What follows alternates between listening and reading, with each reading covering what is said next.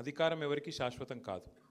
ఎప్పుడో ఒకప్పుడు అందరం అధికారం నుంచి జరగాల్సిందే, అలా తప్పేం లేదు. జీవితమే శాశ్వతం కాదు. ఈ అధికారం అనేది అందులో కొంత భాగం మాత్రమే. కాబట్టి మనం శాశ్వతమని ఎన్నడూ అనుకోలేదు. ఎన్నడూ 10 ఏళ్ళు పనిచేసినా కేసీఆర్ గారు ముఖ్యమంత్రిగా ప్రజలకు మంచి చేసే పని చేసిండు తప్ప చెడు చేసే పని మాత్రం కేసీఆర్ గారు చేయలేదు. ఇవాళ అందుకే ప్రజలు రాష్ట్ర వ్యాప్తంగా ఎక్కడైనా సరే, పల్లె అయినా పట్టణమైనా కేసీఆర్ గారిని గుర్తు చేసుకుంటూ ఉన్నారు. అయ్యో తప్పు జరిగిపోయింది, మోసపోయినాము, కాంగ్రెస్ చెప్పిన మోసపు మాటలు నమ్మినాము. ఇప్పుడు తమ్ముడు చదువుతూ ఉంటే నేను మనసులో నవ్వుకుంటా ఉన్నాను. ఎందుకంటే వివేక్ గారు ఇప్పుడు మంత్రిగా ఉన్నారు. వారు చెప్పినారు చెన్నూరులో ఇక్కడ పరిశ్రమ పెట్టి 40-45 వేల మందికి ఉద్యోగాలు ఇస్తా అని చెప్పినాడు. ఇవాళ నేను చెప్తున్నా, రాసి పెట్టుకోండి. ఇంకో 3 ఏళ్ళు ఉంది కదా వివేక్ గారికి, 45,000 కాదు 400 ఉద్యోగాలు కూడా ఇవ్వడు. రాసి పెట్టుకోండి. మోసం ఎట్లుంటుందంటే ఒక అట్లుంటుంది. మోసం ఎట్లుంటుందంటే మనోళ్ళు నమ్మినరు. కేసీఆర్ ₹1,00,000 ఇస్తుండు కదా, నేను తులం బంగారం ఇస్తా అన్నాడు.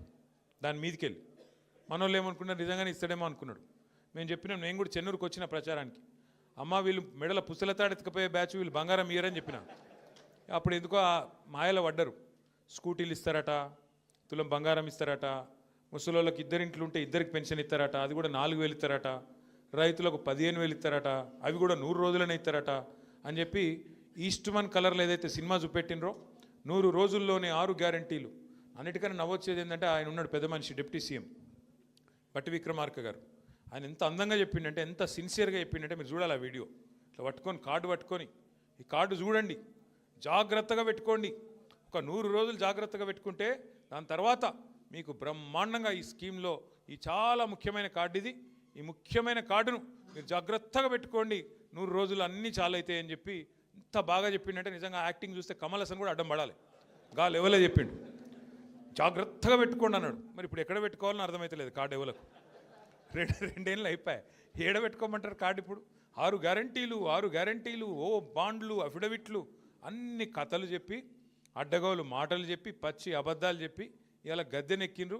గద్దెనెక్కినాక నడపస్తలేదు, ఏం చేయాలనో అర్థమవుతలేదు. వాళ్ళకి తెలిసింది ఒకటి, పదవులు కాపాడుకోవడానికి కాంగ్రెస్ వాళ్ళకి తెలిసింది ఏంటంటే ఢిల్లీకి సంచులు మోస్తారు అంతే.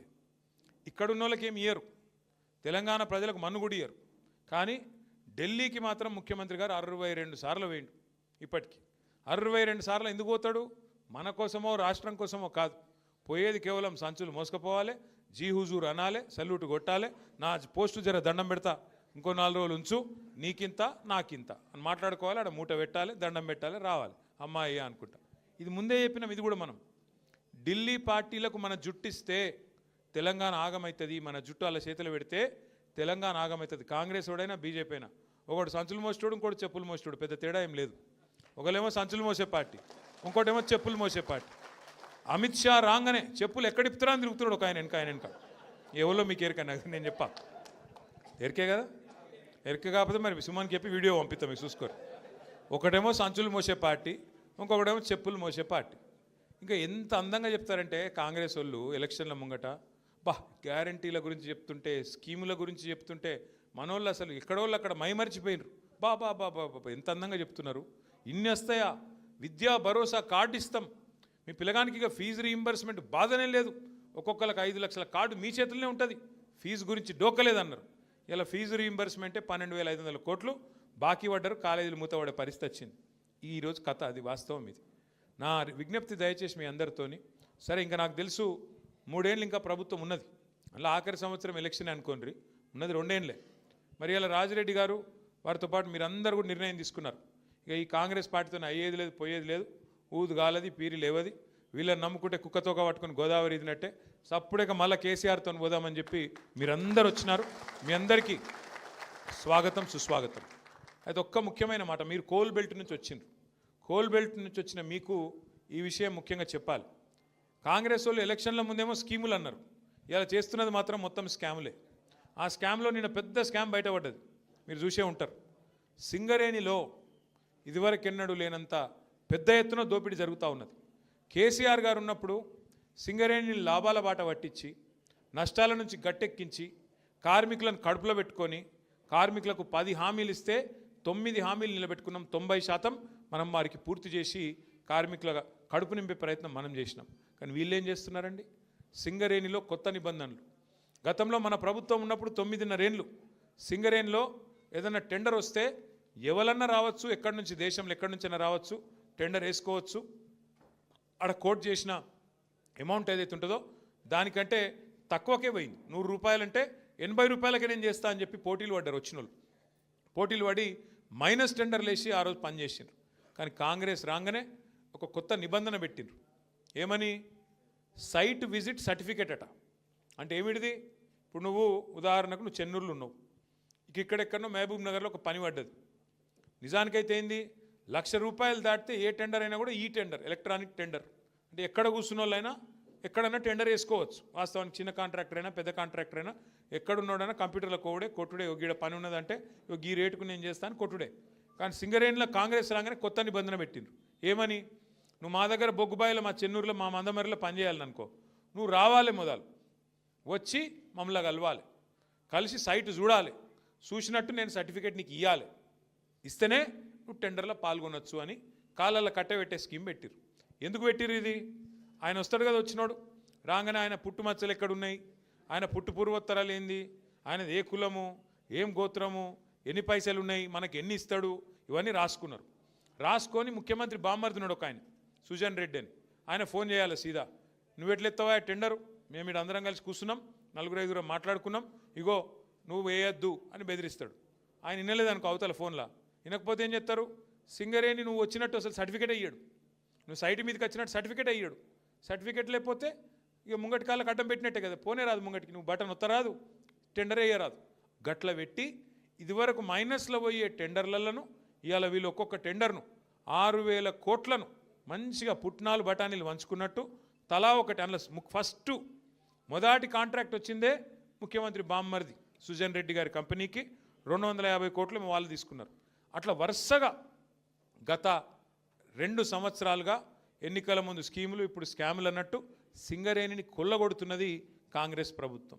ఇదంతా బయటకు ఎట్లా వచ్చిందంటే మనం బయట పెట్టలే, మీడియా బయట పెట్టలే, వాళ్ళే వాటాల కోసం తనుకొని ఆయన దొంగలు నిన్న బయటపడ్డారు. ఎట్లా బయటపడ్డారు? ఏమైందట అంటే అక్కడెక్కడో ఒరిస్సాలో ఏదో బ్లాక్ ఉందట, కోల్ బ్లాక్. ఆ బ్లాక్ 9 అట. ఆ 9 బ్లాక్ కోసం ముఖ్యమంత్రి ఉప ముఖ్యమంత్రి ఇద్దరు మంచిగా కేకును కోసుకున్నట్టు కోసుకున్నారట. కోసుకుంటే ఇంకో 3వ మంత్రి, ఆయన పేరైంది వెంకటరెడ్డి వచ్చి, అగో మీ ఇద్దరే తింటారా కేకు, నాకు కూడా ఒక ముఖ్యరా అని వెంకటరెడ్డి అడిగినాడు. వెంకటరెడ్డి అడిగితే, అగో నువ్వెట్లా అడుగుతావా నువ్వు అని చెప్పి ఆయన మీద ఉప ముఖ్యమంత్రి గారికి దగ్గరగా ఉండే ఛానల్లో ఒక స్టోరీ వేసిరు. ఈయన లంగ పనులు చేస్తుండు, దొంగ పనులు చేస్తుండే, ఏదో పనులు చేస్తుండని స్టోరీ వేసిరు. వేసేవరకు ఈయన తెల్లారి ప్రెస్ మీట్ పెట్టి కన్నీరు గార్చి ఓహో ఆహా ఓహో నేడిసి ఈయన కూడా రజనీకాంత్ లెవెల్లో యాక్టింగ్ చేసి నన్ను కావాలంటే ఇసమిచ్చి చంపుర్రి కానీ ఇట్లా చేయకుండ్రి, నేను చాలా మంచోన్ని అని ఈయన యాక్టింగ్ చేసిండు. చేసే వరకు ముఖ్యమంత్రి ఏం చూసిండు, ఒక్క దెబ్బకు 2 పిట్టలు దొరికేటట్టున్నాయి ఇలా అని చెప్పి ఇంకొక పేపర్ ఆయనకు చెప్పి వీళ్ళిద్దరి మీద రాపిచ్చిండు. రాపిచ్చే వరకు ఉప ముఖ్యమంత్రికి మండింది, అగో ఇట్లా చేస్తారు, నన్ను ఇంత మాట అంటావా, నన్ను నేను దోపిడీ చేస్తా అంటున్నావా, దోసుకుంటుందంతా నువ్వు, నీ కుటుంబం, నీ అన్నదమ్ములు, మమ్మల్ని అంటావా అని చెప్పి ఆయన ఉప ముఖ్యమంత్రి తెల్లారి రద్దు చేసి పారేసి. రద్దు చేసినాక ఏమైంది, మన నాయకుడు హరీష్ రావు గారు ఆయన ప్రెస్ మీట్ పెట్టిండు. అరే ఇది ఒకటే ఎట్లా రద్దు చేస్తావురా భయ్, మరి ఇవన్నీ ఉన్నాయి, ఇవన్నీ కూడా రద్దు చేయని పెట్టిండు సింగరేణిలో. ఇప్పుడు ఇక కుడితిలో వాడు ఎలక లెక్క కొట్టుకుంటారు ఎక్కడోడు అక్కడ. ఒకటి స్విట్జర్లాండ్ వీకిండు, ఇంకోటి అటేటో వేయండు, ఇంకోటి ఇటేటో వేయండు, కానీ ఎవ్వడు తేలుగుట్టిన దొంగలేలు ఒక్కడు మాట్లాడతలేడు నిన్నటి నుంచి. ఏంద్రాబాయ్ అంటే ఇక డైవర్షన్ గేమ్ ఆడాలి. అక్కడ అట్లా మాట్లాడగానే దొరికిరుగా దొంగలు, ఇక వెంటనే నోటీస్, నడు హరీష్ రావు నువ్వు పోలీసుల ముంగట కూర్చో. దేనికి రాబాయి కూర్చున్నాడు అంటే 2 ఏళ్ళకి అదేదో కార్తీక దీపం సీరియల్ ఉంటుంది, దాని లెక్క నడుతుంది కథ. అది ఒడవది తెగది, రోజు ఒకటే కథ ధారావాహిక. ఫోన్ ట్యాపింగు ఏం ట్యాపింగు, ఎవంది ట్యాపింగు, ఎక్కడ ట్యాపింగ్, ఏం ట్యాపింగు. రేవంత్ రెడ్డి అనే వాళ్ళు ఉచ్చగాడు గతంలో మన ఎమ్మెల్యేలను కొన్నప్పుడు కాదు, ఆయన తిట్టాలని తిడతలే నేను. ఇప్పుడు నువ్వు లుచ్చ పని చేస్తే లుచ్చగాడే అంటారు. నువ్వు మా ఎమ్మెల్యేలను కొనుక్కుంటా 50 లక్షల రూపాయలతో దొరికిపోయిన దొంగవు. మరి నీ ఫోన్ ఏమన్నా చూసిరేమో, నాకేమెరక ఎవరికేమెరక, మంత్రులకు. పోలీసు వాళ్ళ పని పోలీసు వాళ్ళు చేస్తారు, దొంగలు ఎవడు పట్టుకుంటాడే పోలీసు వాళ్ళు చేస్తే పని వాళ్ళు చేస్తారు. మధ్యలో మాకేం సంబంధం, ఎవరికి సంబంధం. లుచ్చ పని చేస్తే పట్టుకొని లోపలెత్తారా ఏరా. మరి అదేదో పెద్ద స్వాతంత్ర పోరాటానికి పోయినట్టు నన్ను జైల్లో దోమలు కుడుతుండే ఎరికేనా అని మాకు అసెంబ్లీలో చెప్తుండే. మరి జైల్లో దోమలు కాకపోతే ఏముంటాయి, దోమలు బల్లులు ఉంటాయి. ఈయనకు దోమలు బల్లులు కాదు, ఈయనకు తొండల పిచ్చున్నది బాగా. నా డౌట్ అయితే వీళ్ళ నాయన కూడా చిన్నప్పుడు వీళ్ళ తమ్మునికి ఏమో కొండలరెడ్డి అని పెట్టిండు, వీని పేరు తొండలరెడ్డి అని పెట్టిండు. అందుకే మీరు చూడుర్రి మాట్లాడితే అరే నువ్వు గవర్నమెంట్లో ప్రభుత్వాధినేతవు ముఖ్యమంత్రివి పని చేయరా అయ్యా అంటే నీ లాగుల తొండలిడుస్తా. నువ్వు గట్టిగా అడిగినావు ఏమైనా నెలకు 2,500 ఏడవా నీ మహిళలకు ఇస్తా అంటివి కదా, ఆడోళ్ళకి ఇస్తా అంటివి కదా అంటే నీ గుడ్లు వీకి గోటిలాడతా. రైతులకు రుణమాఫీ చేయకపోతే ఏమయ్యా అంటే నీ మెడల పేగులు వేసుకుంటా. ఇక ఈ సిపాయి ఇప్పుడు హార్వర్డ్ పోతున్నాడు, హార్వర్డ్ పోయి ఆడేం చేస్తాడు వాళ్ళకు కూడా నేర్పించేస్తాడో ఏం పాడు ఇవన్నీ. అమెరికా వాళ్ళం కూడా బ్రష్ పట్టించి వాళ్ళకు కూడా అడ్డమైన భాష నేర్పించి లేకపోతే ఇంగ్లీష్లో మాట్లాడతాడేమో. In your trousers big lizards అంటాడేమో. అదే సినిమాలో చిరంజీవి చెప్తాడు ఇన్ ఫ్రంట్ క్రోకడైల్స్ ఫెస్టివల్ అన్నట్టు. అంటే ఇప్పుడు భాష వచ్చుడు రాకపోవడం పెద్ద ముచ్చట కాదు, ఇంగ్లీష్ రావాలనేది కూడా కానూన్ ఏం లేదు.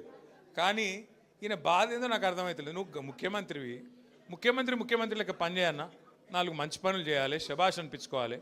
చెన్నూరులో మేము అంబేద్కర్ భవనం కట్టినాం, ఓ మహిళా భవనం కట్టినాం, ఓ మార్కెట్ కట్టినాం. నువ్వు 4 గట్టు, మేము వద్దన్నామా? మేము ఒక స్కూల్ కట్టినాం, నువ్వు 4 గట్టు. మేము 100 కోట్లు తెచ్చినాం, నువ్వు 200 కోట్లు నేను ఆపిండా? గవి ఏం చేయరట. ఒకటే ఎత్తుకున్నారు ఇక వీళ్ళు, ఒక లంగ పంచాయతీ అన్నట్టు. ఏమన్నా అంటే ఇప్పుడు వివేక్ని పట్టుకుంటే మీ మంత్రిని, మొన్న ఆయన చూస్తే నవ్వు వచ్చింది నాకు. ఆయన తిరుగుతూ ఉన్నాడు, మహిళలు అడ్డం వచ్చిర్రు. ఏమాయి సారు 2 నెలలకెళ్ళి రోడ్ లేదు, మన్ను లేదు, ఏం చెప్తున్నావు అన్నారు. గవర్నమెంట్ అడుకోపో అంటుండు. నువ్వేరా గవర్నమెంట్ నాయనా, నువ్వే మంత్రివి, నువ్వే గవర్నమెంట్ మర్చిపోయావు అంటే. ఇంకా కేసీఆరే ముఖ్యమంత్రి ఉన్నాడు, ఇంకా సుమనే ఎమ్మెల్యే ఉన్నాడు, వాళ్ళని అడకపోరు అన్నట్టున్నది. ఏం చెప్పాలి మళ్ళీ వీళ్ళతో కొట్లాడాలి మనం, మన కర్మ.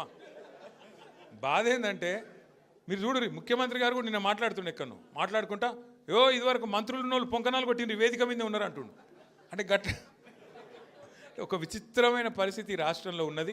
అందుకే వాళ్ళకు అబద్ధాలు కూడా చక్కగా చెప్పస్తలేదు. ముఖ్యమంత్రి గారు ఆయనకు పరిపాలన చేతనైతే లేదు, పాపం నడుపస్తలేదు. ఆయన బాధ వర్ణనాతీతంగా ఉంది. ఆయన ఎవడు గుర్తుపడతలేడు ముఖ్యమంత్రిగా. ఇంకా పెద్ద బాధ ఏమిటిదంటే పేర్లు మర్చిపోతారు. మర్చిపోతే ఆయన కోపం వస్తుంది, జైల్లో పెడతాడు. పేర్లు మర్చిపోతే జైల్లో పెడతాడు. ఇట్లా నడుస్తున్నది. అందుకే ఇప్పుడు ఏంది కొత్తగా ఒకటే పల్లవిగా అందరు కాంగ్రెస్లో ఒకటే పల్లవి ఎత్తుకున్నారు. ఏమిటిది? కేసీఆర్ అప్లపాలు చేసిపోయిండు, అందుకే మేము ఇవ్వలేకపోతున్నాం. కేసీఆర్ అప్లపాలు చేసి అదన్నా చక్కగా చెప్పాను నా అబద్ధం. ఒకడు 6 లక్షల కోట్లు అంటాడు, ఇంకొకటి 7 లక్షల కోట్లు అంటాడు, ఇంకొకరు 8 లక్షల కోట్లు అంటారు. అరే అబద్ధం చెప్తేనే అతికినట్టు ఉండాలి. కేంద్రంలో మొన్న పార్లమెంటులో కేంద్ర ప్రభుత్వాన్ని ఒక ఎంపీ గారు అడిగిండు, అసలు కేసీఆర్ ప్రభుత్వం చేసిన అప్పెంత మీరు చెప్పండి అంటే కేంద్రం ఏం చేసింది? రిజర్వ్ బ్యాంక్ని అడిగింది, కాగ్ని అడిగింది, అడిగి పార్లమెంట్లో సమాధానం చెప్పింది. ఏమని చెప్పింది సమాధానం? కేసీఆర్ పదవీ బాధ్యతలు తీసుకున్న నాడు 2014 జూన్ 2 నాడు ఈ రాష్ట్రం ఆనాడు పుట్టిన నాడు అప్పు ఎంతుండే అంటే 72,000 కోట్ల అప్పు ఉండే. ఇది కేంద్ర ప్రభుత్వం చెప్పిన లెక్క, నాది కాదు. కేసీఆర్ దిగిపోయిన నాడు 2023 డిసెంబర్ 3 నాడు కేసీఆర్ గారు దిగిపోయిన నాడు రాష్ట్రం నెత్తి మీద ఉన్న అప్పు 3,50,000 కోట్లు. 3,50,000 కోట్లల్లా ఆ 72,000 కోట్లు విరాసత్కు వచ్చింది మనకు. దాన్ని తీసేస్తే ఎంత? 2,80,000 కోట్లు. కేసీఆర్ 10 ఏళ్లలో చేసిన అప్పు 2,80,000 కోట్లు చేసిండు. మరి ఏం చేసిండు కేసీఆర్ అప్పు చేసి? ఏం చేసిండు అంటే రైతులకు కాంగ్రెస్ వాళ్ళు 60 ఏళ్ళు కరెంట్ ఇయ్యక సావగొడితే 6 నెలల్లోనే 24 గంటల కరెంట్ ఇచ్చిండు కేసీఆర్. ఫ్రీ కరెంట్ ఇచ్చిండు. ఆ ఒక్క ఫ్రీ కరెంట్కే 10 ఏళ్లలో మనం ఖర్చు పెట్టిన మొత్తం 50,000 కోట్లు. సంవత్సరానికి 5-6 కోట్ల చొప్పున మొత్తం 10 ఏళ్లలో 50,000 కోట్లు ఖర్చు పెట్టిండు కేసీఆర్ గారు. రెండవది, ఇవాళ వర్షాకాలం అంటారు సార్, నాట్లేసే కాలం, సంక్రాంతి దాటిపోయింది. కేసీఆర్ ఉన్నప్పుడు డిసెంబర్ 28 దాటలే ఎన్నాడు. మీ ఫోన్లు ఎవరిని అడిగే అవసరం లేదు, దరఖాస్తు పెట్టుడు లేదు, దండం పెట్టుడు లేదు. ఫోన్లు టింగ్ టింగ్ టింగ్ అని నాట్లు పడుతుండే, ఇక్కడ ఫోన్లో టింగ్ టింగ్ అని పడుతుండే. ఏం పడుతుండే? ఒక్కసారి కాదు, 2 సార్లు కాదు, 11 సార్లు 70 లక్షల మంది రైతుల ఖాతాల్లో 73,000 కోట్లు వేసినోడు కేసీఆర్. 73,000 కోట్లు వేసిండు కేసీఆర్. ఎస్, అప్పు చేసిండు, భారతదేశంలో ఎవ్వరు పెట్టని పథకం పెట్టిండు, 73,000 కోట్లు మీ ఖాతాలు వేసిండు. ఇదివరకు ఎవరన్నా ముఖ్యమంత్రి ప్రధానమంత్రి పైసలు ఇచ్చిరా రైతులకు? గుంజుకున్నోళ్ళే తప్ప ఇచ్చిన వాళ్ళు ఉన్నారా? రైతులకు ఉచిత కరెంట్ ఇచ్చిండు, బ్రహ్మాండంగా పెట్టుబడి సాయం చేసిండు. ఒక రైతు చచ్చిపోతే 5 లక్షల రూపాయలు సంవత్సరానికి 1,500 కోట్ల ప్రీమియం కట్టిండు కేసీఆర్. ఇంటింటికి నల్లా పెట్టి 40,000 కోట్లు ఖర్చు పెట్టి మిషన్ భగీరథతో ఇంటింటికి నీళ్ళు ఇచ్చిండు కేసీఆర్ గారు. అప్పు చేసిండు. కొత్త జిల్లాలు చేసి కలెక్టరేట్లు కట్టిండు. అప్పు చేసిండు. కొత్త జిల్లాల్లో మెడికల్ కాలేజ్ పెట్టిండు. అప్పు చేసిండు. నర్సింగ్ కాలేజ్ పెట్టిండు. అప్పు చేసిండు. 1022 గురుకుల పాఠశాలలు పెట్టిండు. అప్పు చేసిండు. మీ జైపూర్లో విద్యుత్ కేంద్రం కట్టిండు. అప్పు చేసిండు కేసీఆర్. కానీ తెలంగాణకు సంపద సృష్టించిండు. మీ భూముల విలువ పెంచిండు. చెన్నూరులో మీరు గుండె మీద చేసుకొని చెప్పండి, కేసీఆర్ రాకముందు భూముల విలువ ఎంతుండే? కేసీఆర్ వచ్చినాక భూముల విలువ 2023 నాటికి డబల్ అయిందా, ట్రిపుల్ అయిందా, ఎన్ని రెట్లు అయింది ఒకసారి గుర్తు చేసుకోండి. రాష్ట్రం సంపద పెంచిండు కేసీఆర్. ఎంతసేపు అప్పు చేసిండు. అప్పు 2,80,000 కోట్ల అప్పు చేసిండు. కానీ కేసీఆర్ ఇవన్నీ చేసిండు. మరి నువ్వేం చేసినావు? 2 ఏళ్ళ నువ్వు కూడా 2.5 కోట్ల అప్పు చేసినావు. 2.5 కోట్ల లక్షల అప్పు చేసినావు. 2,50,000 కోట్ల అప్పు చేసినావు. ఏం చేసినావు చూపెడతావా? రైతు బంధు ఇచ్చినవా? పెన్షన్ పెంచినవా? తులం బంగారం ఇచ్చినవా? మహిళలకు 2,500,000 ఇచ్చినవా? స్కూటీలు ఇచ్చినవా? 6 గ్యారంటీలు ఏమైనా అమలు చేసినవా? ఏమనంటే ఫ్రీ బస్ అంటాడు. అది ఫ్రీ బస్ ఎట్లయితుందో నాకు ఇంకా అర్థం కాదు. ఆడోళ్ళకి ఫ్రీ అట, మగోళ్ళకి డబుల్ అట. అదేం ఫ్రీయే? ఆడోళ్ళకి ఫ్రీ అట, మగోళ్ళకి డబుల్ టికెట్ అట. ఇదేం ఫ్రీ? మళ్ళీ పిల్లగాళ్ళకు బస్ పాస్ 25% పెంచిండు. ఫ్రీ ఎట్లయితుంది? ఆలోచన చేయుర్రి మీరు కూడా. దయచేసి నేను మిమ్మల్ని కోరేది, మీరు ఒక మాట, నేను నిజం చెప్పాలి, ఒక్క మాట సత్యం చెప్పాలి. మీరు అందరు చెప్తారా? ఎలక్షన్ల ముందు అందరూ రాష్ట్రంలో ఏమనుకుర్రంటే, పోతే మా ఎమ్మెల్యే పోతాడేమో కానీ కేసీఆర్ ముఖ్యమంత్రి ఉంటాడు కదా అనుకుర్రా? చెన్నూరు వాళ్ళు కూడా అట్లే అనుకున్నారు కానీ అనుకోకపోతే ఎందుకు ఓడిపోతాం మరి? అనుకున్నారు గట్లే అనుకున్నారు కానీ కేసీఆర్ ఉంటాడు కదా అనుకున్నారు. అట్లనే చాలామంది అనుకున్నారు. పక్కన బెల్లంపల్లి అట్లే అనుకున్నారు, యువతల మంచిర్యాల వాళ్ళు అట్లే అనుకున్నారు, ఆ పక్కన కాగజ్నగర్ రోడ్ కూడా అట్లే అనుకున్నాడు. ఆయన వీకింది. అందుకే ఈసారి నా ప్రార్థన మీ అందరితోని ఒకటి యాద పెట్టుకోండి. మీరు చిన్న లాజిక్ మిస్ అయినరు. ఆడ మీ ఎమ్మెల్యే లేకపోతే పైన కేసీఆర్ ఎట్లుంటాడు? ఎమ్మెల్యేలతోనే కదా ముఖ్యమంత్రి అయ్యేది. కాంగ్రెస్ వాళ్ళు గదే చూసి సుమన్ మీద ఏదో చెప్తుండని, ఇంకోళ్ళ మీద ఇంకేదో చెప్తురని లేనిపోని ఆరోపణలు, అడ్డగోలు కథలు చెప్పి మొత్తానికి అబద్ధాలు, మోసాలు, ఇష్టం వచ్చిన హామీలు ఇచ్చి ఇవాళ మనను పక్కన పెట్టి కొంతమంది అందలం ఎక్కిరు. పర్వాలేదు, తప్పేం లేదు. ప్రజాస్వామ్యంలో ఎవరికి అధికారం శాశ్వతం కాదు. ఇలా వాళ్ళకి అవకాశం వచ్చింది చేయమని.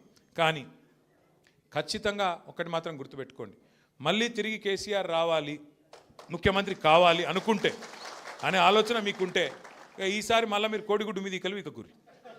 ఎందుకు? కేసీఆర్ గారు కారు గుర్తు మీద ఎవరిని పంపినా, రేపు కేతన్పల్లిలో ఎవరిని పంపినా, చెన్నూరులో మున్సిపాలిటీలు ఎవరిని పంపినా, రేపు చెన్నూరు అసెంబ్లీకి ఎవరిని పంపినా మీరు ఒకటే యాద పెట్టుకోరు, ఈ ఓటు కేసీఆర్కి వేస్తున్నా అనుకోవాలి తప్ప అక్కడ నిలబడ్డ ఆయన గురించి ఆలోచన చేయకూరు. ఎందుకంటే మీరు మళ్ళీ ఒక్కసారి ఈ నిలబడ్డ ఆయన చక్కగున్నాడా, పొడుగు ఉన్నాడా, పొట్టిగున్నాడా, ఈయన నల్లగున్నాడా, తెల్లగున్నాడా, ఈయన గిట్లనా గట్లనా అని మీరు ఎక్కువ తక్కువ లెక్కలు పెట్టకూరి. పెడితే మళ్ళీ గిదే నష్టం అవుతుంది. ఎందుకంటే ఏమైనా సరే కేసీఆర్ గారు ఆలోచించి నిర్ణయం తీసుకుంటాడు. అక్కడ నిలబడ్డ వ్యక్తి కారు గుర్తు మీద వచ్చిందంటే కేసీఆర్ పంపించిండు, ఈ ఓటు కేసీఆర్కి వేస్తున్నా అనుకోవాలి, కళ్ళు మూసుకోవాలి, ఒత్తాలి. అంతేగాని ఇక మనం ఆగం కావద్దు. మళ్ళీ ఆగమైతే మళ్ళీ గిదే మోసం అవుతుంది. మళ్ళీ ఎవరో వస్తారు, ఏదో చెప్తారు, నేను ఇది ఇస్తా అంటారు, అది ఇస్తా అంటారు, కడుపులో తల పెడతారు, కాళ్ళు పట్టుకుంటారు, అమ్మ అంటారు, అక్క అంటారు, అయ్య అంటారు, అల్లుడు అంటారు, బామ్మరిది అంటారు, కొత్త వరుసలు కలుపుతారు, ఆగమాగం చెప్తారు, మళ్ళా గందరగోళం అవుతుంది.